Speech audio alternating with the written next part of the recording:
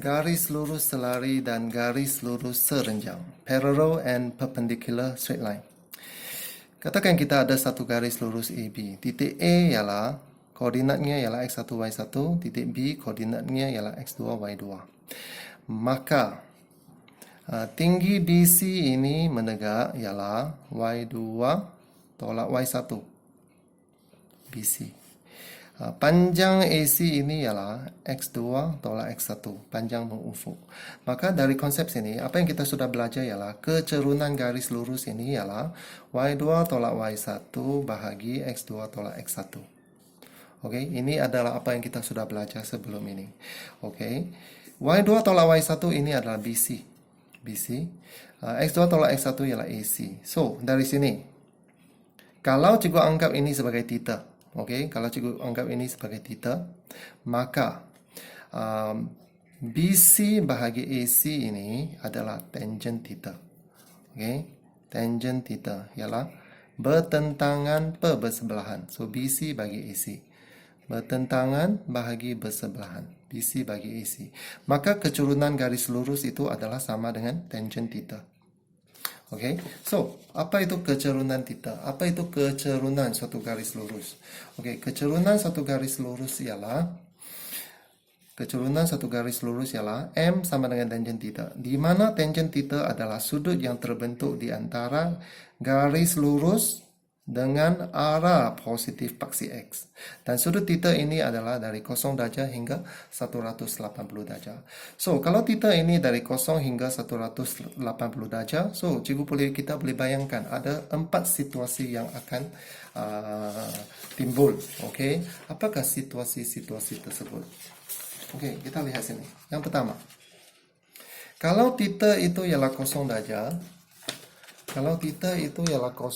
maksudnya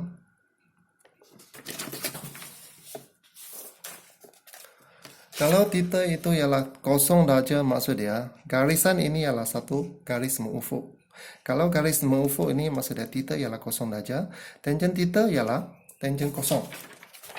Tangent theta ialah tangent kosong, maka kecerunan garis adalah 0 darjah. Kes pertama. Kalau theta ini ialah 90 darjah, maka kita dapati ini adalah satu garis menegak. Betul tak? So, tangent theta, kita tangentkan kedua-dua belah. Tangent theta sama dengan tangent 90 darjah. Tangent 90 darjah, kalau kamu tekan calculator, kamu akan dapat satu nilai error atau tak tertaklif. Maksudnya, garis menegak ini mempunyai kecerunan yang sangat-sangat besar. Okey, kes yang ketiga, kalau theta itu adalah positif. Kes ketiga, kalau theta itu adalah positif, yaitu sudut tirus. Kalau theta itu adalah positif, yaitu sudut tirus. Kalau theta itu adalah di antara 90, theta itu di antara 0 hingga 90 darjah, kita dapati garis itu condong ke sebelah kanan. Okey, kalau tangentkan kedua-dua belah, kalau kita tangentkan theta ini, okey, oleh sebab tangent theta ini di antara 0 hingga 90 darjah, maka kita akan dapat tangent theta nilai dia positif. So, di sini maksudnya kecerunan garis lurus ini adalah positif. Kalau sudut theta ini lebih besar daripada 90 darjah, iaitu 90 degree to 180 degree. Okey, sudut cakar. Kalau kita tekan calculator, tangent theta, okey, kalau katakan tangent 100 darjah, maka kamu akan dapati tangent 100 darjah itu nilai dia adalah negatif. So, kalau tangent theta itu negatif, maksudnya kecerunan garis ini adalah negatif. Okey, so garis yang condong ke sebelah kiri ini adalah tangent mempunyai tangent yang negatif. Garis yang condong ke sebelah kanan ini mempunyai kecerunan yang positif. Okey, next. Kalau dua garis adalah selari, apa yang akan berlaku? Kalau dua garisan itu adalah selari. Okey, katakan kita ada garis selari L1 dengan L2. Okey. Kalau garisan L1 dan L2 ada selari, maka kita dapati theta 1 ini dengan theta 2 ini adalah sama. Okey, theta ini adalah sudut di antara garis dengan paksi X yang positif. Theta 1, theta 2. So, tangenkan kedua-dua belah. Tangen theta 1 sama dengan tangen theta 2. Sebab theta 1 sama dengan theta 2. Maksudnya, kecerunan garis yang pertama dengan kecerunan garis kedua adalah sama. Okey? Okey. So, ini adalah konsep yang kita dapat. Okey, sebaliknya, jika kecerunan L1 dan L2 sama, M1 sama dengan M2, maka theta 1 akan sama dengan theta 2 juga. Okey, maka kita ada dua kesimpulan ini. So, dari sini kita dapati L1 dan L2 adalah selari antara satu sama lain jika dan hanya jika M1 sama dengan M2. Apa maksud jika dan hanya jika? Okey, maksud dia, statement ini kita boleh bahagi dua. Okey, statement ini boleh bahagi dua. Yang pertama, jika L1 selari L2, maka kecerunan M1 sama dengan M2. Nombor dua, jika M1 sama dengan M2, maka L1 selari dengan L2. Kedua-dua statement ini kalau kita gabungkan, dia akan menjadi statement yang di sini. Jika dan hanya jika. Okey, itu maksudnya. Okey, case yang kedua. Jika L1 berserenjang dengan L2. Okey, ini adalah case dia. Okey, L1 berserenjang dengan L2. Berserenjang maksud dia membentuk sudut tegak. Okey, maka ini adalah theta 1. Sudut L1 dengan garis mengufuk, paksi X. Dan ini adalah theta 2. Theta 2 ini adalah sudut di antara garis L2 dengan paksi X yang positif. So, ini ialah theta 2. Okey, daripada gambar raja apa yang kita dapati? Nilai theta 2 ini ialah, okey, kalau ini ialah theta 1, sudut ini ialah 90 tolak theta. Sebab hasil tambah sudut dalam segitiga ialah 180 darjah. 180 tolak 90 tolak theta 1, kita dapat 90 tolak theta 1. Ini ialah sudutnya. Okey, theta 2 pula ialah 180 darjah tolak 90 tolak theta 1. 180 tolak ini, kita dapat ini. Okey. So, kalau kita ringkaskan, ini akan menjadi theta 2 ialah 90 tambah theta 1. Jika kita tangenkan kedua-dua belah, tangen sini, kita dapati tangen theta ini yang kita dapat. Okey. Ini akan menjadi yang ini. Ini juga akan bincangkan dengan lebih lanjut dalam bab trigonometry. Okey. Ini juga akan bincangkan lebih lanjut dalam bab trigo. Sekarang kita tidak bincang dulu. Okey, tangen theta 1 didarab ke sebelah sana, kita dapat statement yang macam ni.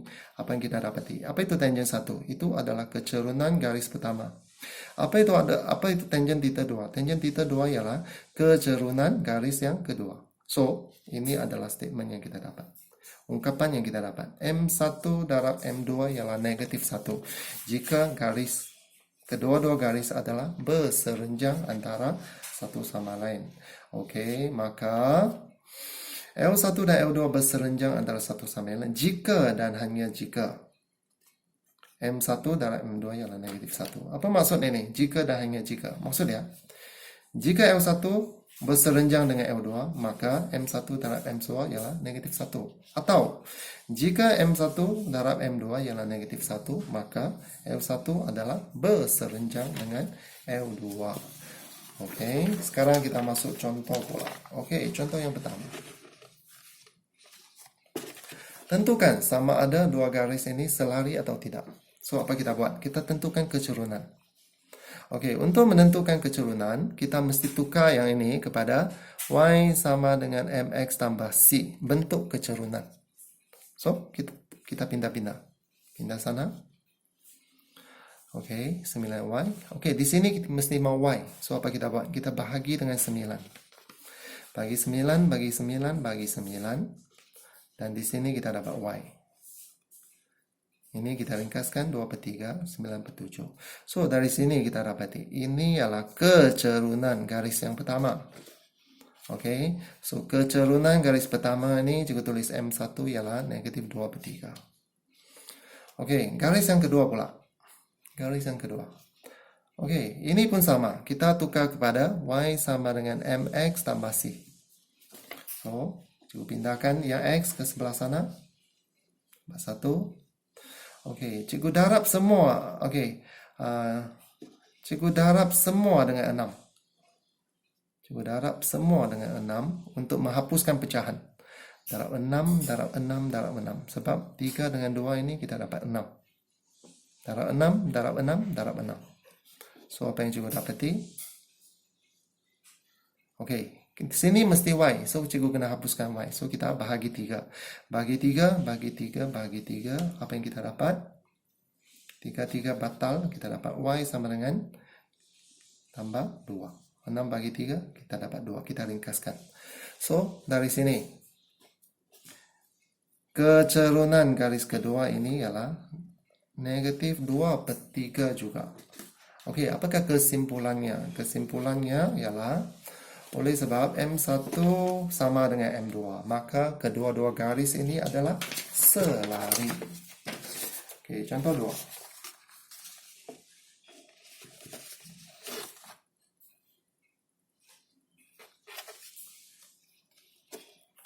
Garis ini selari dengan garis ini. Cari nilai K. So, sama juga. Tukar menjadi Y sama dengan MX tambah C. Tukar menjadi bentuk Y sama dengan MX tambah C. Ini adalah bentuk kecerunan. So, cikgu ubahkan susunan saja. So, apakah kecerunannya ialah negatif K/3.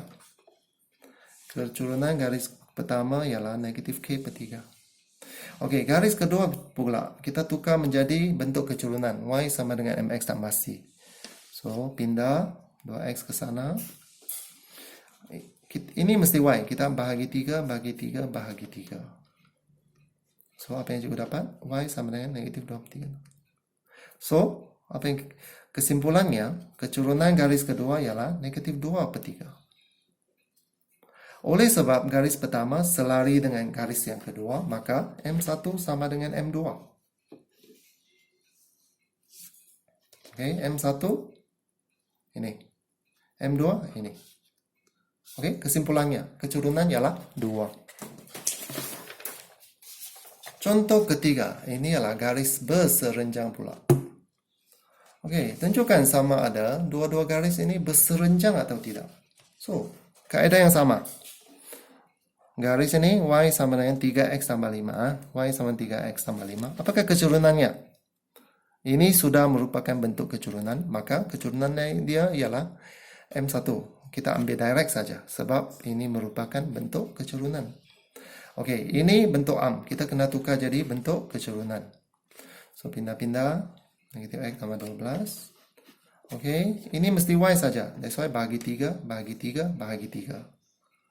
Dan kita dapati Y ialah. Okey, apakah kecurunannya? Ini ialah 1X. Maka kecerunan garis kedua ialah negatif 1/3. Okey, untuk kita mengetahui adakah dia berserenjang atau tidak, maka kita kena uji M1 darab M2. So, ini M1, ini M2. Kita darab. Apa yang kita dapat? Kita dapat negatif 1. Maka kesimpulannya, kedua-dua garis lurus adalah berserenjang antara satu sama lain. Kalau nilai ini bukan negatif 1, kamu dapat 1K, 0K, 1/2K, nilai-nilai yang lain. Itu menunjukkan bahawa mereka tidak berserenjang. Kalau kamu dapat negatif 1, menunjukkan bahawa mereka adalah berserenjang. So, ingat sifat dia. Contoh yang paling akhir sekali. Okey. Jika segitiga ABC ini adalah satu segitiga bersudut tegak, koordinat A, koordinat B, koordinat C membentuk satu segitiga bersudut tegak. Kalau segitiga bersudut tegak, maksud dia garis BC adalah berserenjang dengan garis BA. So, kita boleh menggunakan konsep garis berserenjang, iaitu M1 darab M2 sama dengan negatif 1. Itu yang konsep kita pakai. Okey. AB berserenjang dengan BC. Maka M1 darab M2 ialah negatif 1. So, kita boleh anggap kecerunan AB ini ialah M1. Kecerunan BC ini ialah M2. Okey. So, apakah kecerunan M1? Negatif 5 tolak 1 bahagi 0 tolak 2. Kecerunan yang kedua, K tolak 1, 1 tolak K bahagi 2 tolak negatif 7. Sama dengan negatif 1. Kita pakai formula. Okey, kita ringkaskan. Ini diringkaskan menjadi 3. So, 3 dengan 9 kita boleh hapuskan menjadi 1/3. Dan last, K darab ke sana jadi negatif 3. Dan K ialah pindah-pindah. K pindah sini, negatif 3 pindah sana. Nilai K ialah 4. So, mesti diingat. Kalau garis selari, M1 sama dengan M2. Kalau garis adalah berserenjang, M1 darab M2 ialah negatif 1. Ini adalah konsep yang kita akan guna.